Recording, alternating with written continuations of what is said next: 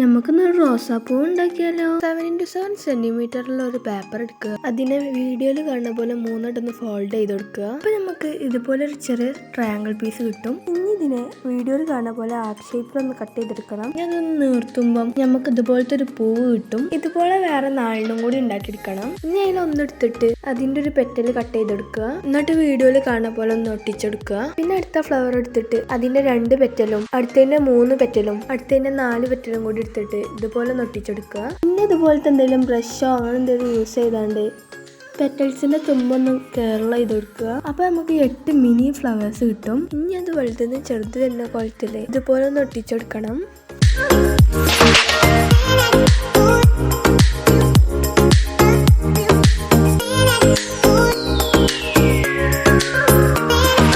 നമ്മളെ റോസാപ്പൂ ഇവിടെ റെഡി ആയിട്ടുണ്ട്. അപ്പത്രേ ഉള്ളൂ.